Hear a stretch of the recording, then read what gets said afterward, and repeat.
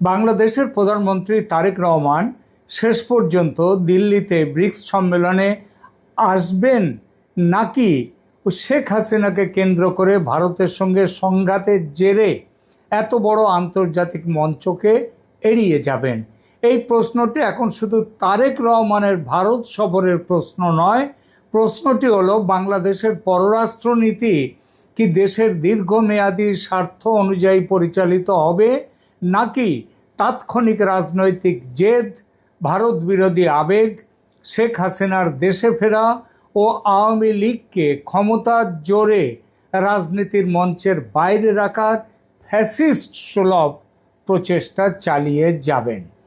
কারণ আগামী 12 ও 13 সেপ্টেম্বর দিল্লিতে যে ব্রিক্স সম্মেলন বসতে চলেছে সেটি আর 5টি আন্তর্জাতিক বৈঠকের মতো নয়। রাশিয়ার প্রেসিডেন্ট ভ্লাদিমির পুতিন আসছেন, রুশ প্রেসিডেন্টের আন্তর্জাতিক বিষয়ক সহযোগী ইউরি উশাকভ তার সফর নিশ্চিত করেছেন। চীনের প্রেসিডেন্ট শি জিনপিংয়ের সফর এখনও আনুষ্ঠানিকভাবে ঘোষণা করা না হলেও রয়টার্সের খবর অনুযায়ী তার আসার সম্ভাবনা প্রবল। চীনা কর্মকর্তারা দিল্লিতে নিরাপত্তা, হোটেল এবং প্রোটোকলের প্রস্তুতি চূড়ান্ত করছেন। প্রায় 400 সদস্যের একটি বিরাট প্রতিনিধি দল নিয়ে শি জিনপিং দিল্লিতে আসতে পারেন খবর আছে। 400 সদস্যের প্রতিনিধি দল, এই সামিটকে তার মানে চীন কতটা গুরুত্ব দিচ্ছে বুঝতে পারছেন?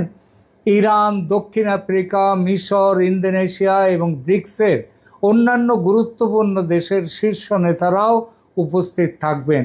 অর্থাৎ কয়েকদিনের জন্য দিল্লি হয়ে উঠবে পরিবর্তনশীল বিশ্ব রাজনীতির অন্যতম প্রধান কেন্দ্র।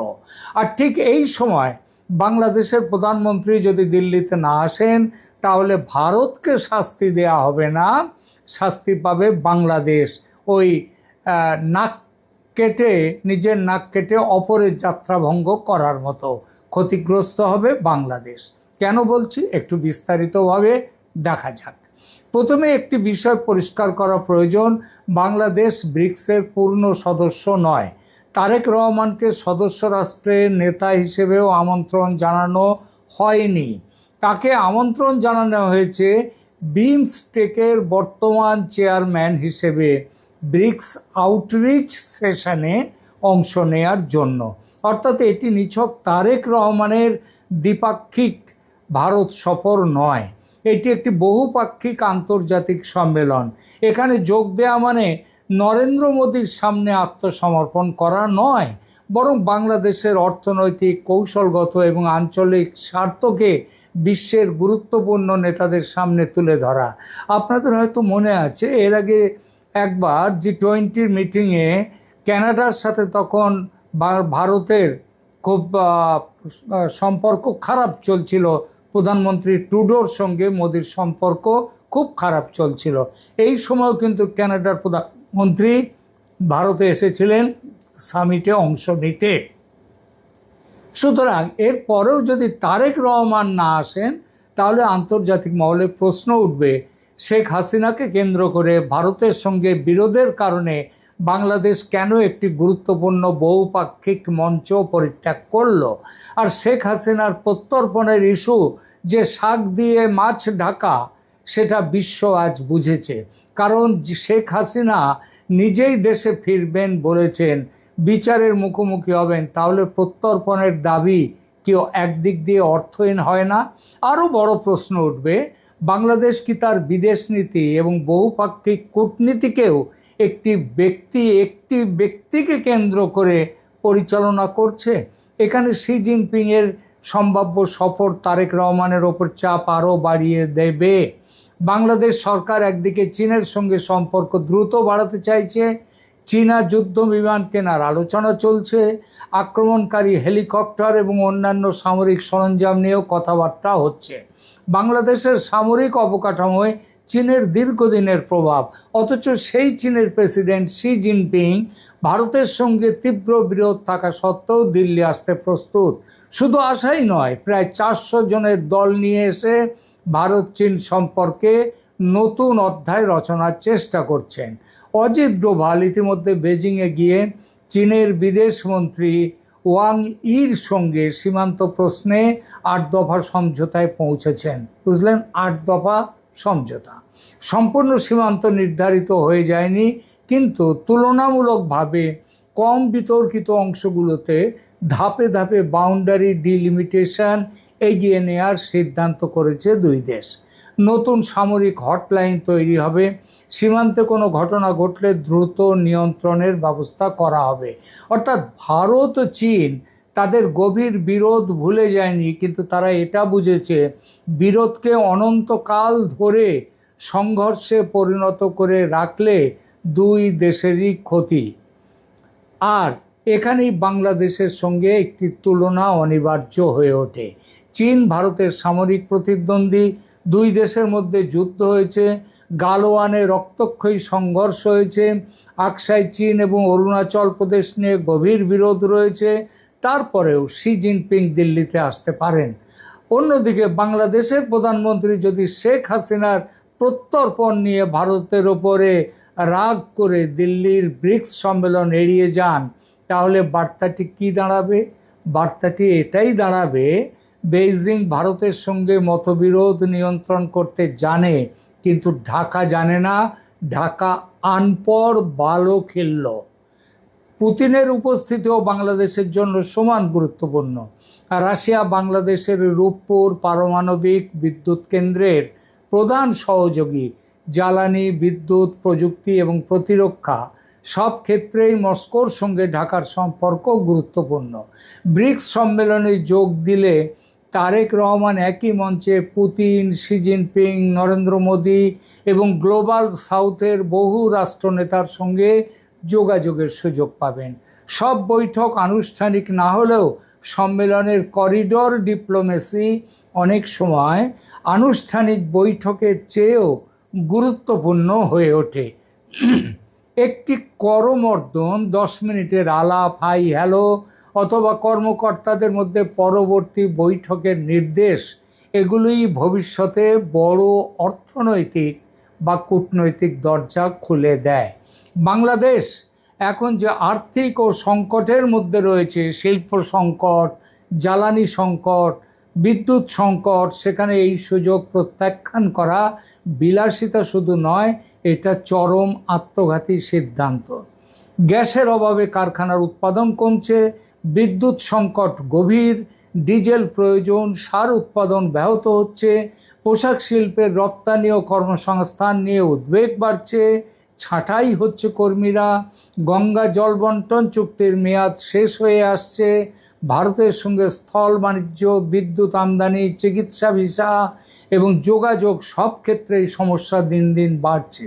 এই পরিস্থিতিতে তারেক রহমান যদি দিল্লি না যান, তাহলে তিনি ভারতকে শিক্ষা দেবেন না, বরং বাংলাদেশের জন্য আলোচনার একটা বড় দরজা নিজের হাতে বন্ধ করবেন। এই কারণেই আমার ধারণা শেষ পর্যন্ত তারেক রহমান ব্রিক্স আউটরিচ সেশনে যোগ দেওয়ার সিদ্ধান্ত নিয়ে দিল্লি যেতে পারেন। ঢাকা মুখ রক্ষার জন্য তখন বলবে তিনি ভারত সফরে যাচ্ছেন না, বিমস্টেক চেয়ারম্যান হিসেবে একটি বহুপাক্ষিক সম্মেলনে যোগ দিতে যাচ্ছেন। বলা হবে শেখ হাসিনার প্রত্যর্পণ সংক্রান্ত দাবি প্রত্যাহার করছে না বাংলাদেশ, ভারতের সঙ্গে মতবিরোধ বহাল রেখেই বাংলাদেশের জাতীয় স্বার্থ তুলে ধরতে তিনি দিল্লি যাচ্ছেন। এই ব্যাখ্যা তারেক রহমানকে ঘরোয়া রাজনৈতিক চাপ সামলানোর সুযোগ দেবে। এখানে ওয়াশিংটনের অস্বস্তির সম্ভাবনা অবশ্য উড়িয়ে দেওয়া যায় না।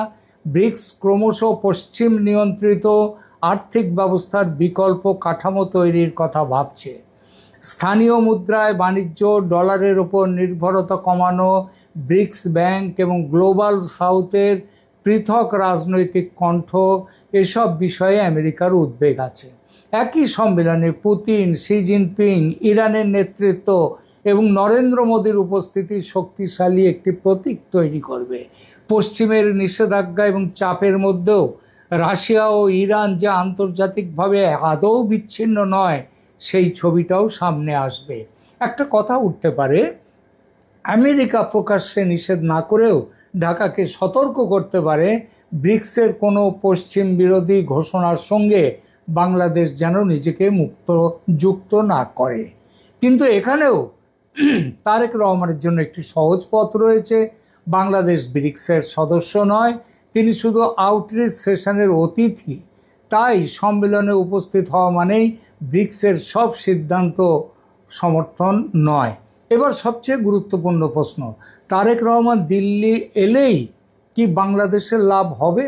আমার উত্তর, শুধু দিল্লি এলেই লাভ হবে না, কারণ নরেন্দ্র মোদীর সঙ্গে একটি উষ্ণ, দীর্ঘ এবং কার্যকর দ্বিপাক্ষিক বৈঠকের সম্ভাবনা, সেটা তার দরকার প্রচণ্ড, কিন্তু সেই সম্ভাবনা এখন খুবই কম।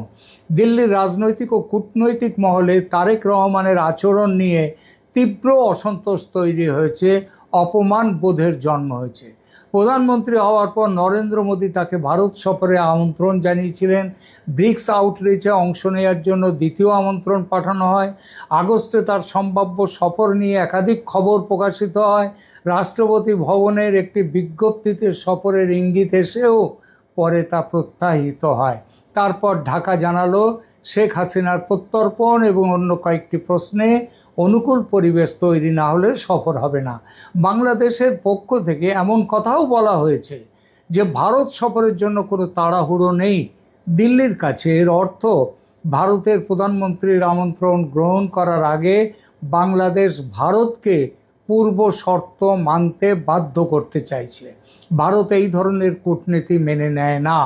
তাই তারেক রহমান ব্রিক্স সম্মেলনে এলেও ভারত কিন্তু তাকে রাষ্ট্রীয় সফরের মর্যাদা দেবে না, এটা নিশ্চিত। বিমানবন্দরে বড়সড় অভ্যর্থনা তাকে দেওয়া হবে না, বা রেড কার্পেট অভ্যর্থনা দেওয়া হবে না, এটাও নিশ্চিত। গার্ড অফ অনার বা দীর্ঘ প্রতিনিধি দল স্তরের বৈঠকের সম্ভাবনা নেই। তাছাড়া মোদির সময়সূচিও অত্যন্ত ব্যস্ত থাকবে। পুতিন এবং শি জিনপিংয়ের সঙ্গে বৈঠক ভারতের কাছে সর্বোচ্চ অগ্রাধিকার পাবে। ব্রিক্স সদস্য দেশগুলোর রাষ্ট্রপ্রধানদের সঙ্গে আলোচনাও অন্তত তারেক রহমানের সঙ্গে আলোচনার থেকেও জরুরি। তারেক রহমানের ভাগ্যে তাহলে সর্বোচ্চ কী জুটতে পারে? সম্ভবত 10 থেকে 15 মিনিটের একটি ঠান্ডা শীতল পুল অ্যাসাইড মিটিং, কোন রকমের একটা মিটিং, অথবা সম্মেলনের ফাঁকে সৌজন্য সাক্ষাৎ। করমর্দন হবে, ছবি উঠবে, দুই নেতার সম্পর্ক স্বাভাবিক করার কথা বলবেন, কিন্তু কাজের কাজ কিচ্ছু হবে না। গঙ্গা জল বন্টন, সীমান্ত, বিদ্যুৎ, জ্বালানি কিংবা চীনা যুদ্ধ বিমান কোনো প্রশ্নেই সমাধান হওয়ার সম্ভাবনা নেই। বরং মোদি বা ভারতীয় পক্ষ তারেক রহমানকে উল্টে কয়েকটি কঠোর বার্তা দিতে পারে। যেমন, প্রথমত, বাংলাদেশের মাটি ভারত বিরোধী শক্তি বা পাকিস্তানি গোয়েন্দা কার্যকলাপের জন্য ব্যবহার করতে দেয়া যাবে না। দ্বিতীয়ত, সংখ্যালঘুদের নিরাপত্তা এবং সীমান্তে অনুপ্রবেশের প্রশ্নে ভারত আপোষ করবে না। তৃতীয়ত, চীনা সামরিক সরঞ্জাম কেনা বাংলাদেশের সার্বভৌম সিদ্ধান্ত হলেও তা ভারতের নিরাপত্তার বিরুদ্ধে ব্যবহৃত হওয়ার সম্ভাবনা দিল্লি গভীরভাবে পর্যবেক্ষণ করবে। চতুর্থত, মক্কা জোটে যোগদান বিষয়ে ভারত আপত্তি জানাবে। অর্থাৎ তারেক রহমান দিল্লিতে এসে উপহার বা ছাড় নিয়ে দেশে ফিরবেন এমন সম্ভাবনা কম। কেন, নেই বললেই চলে।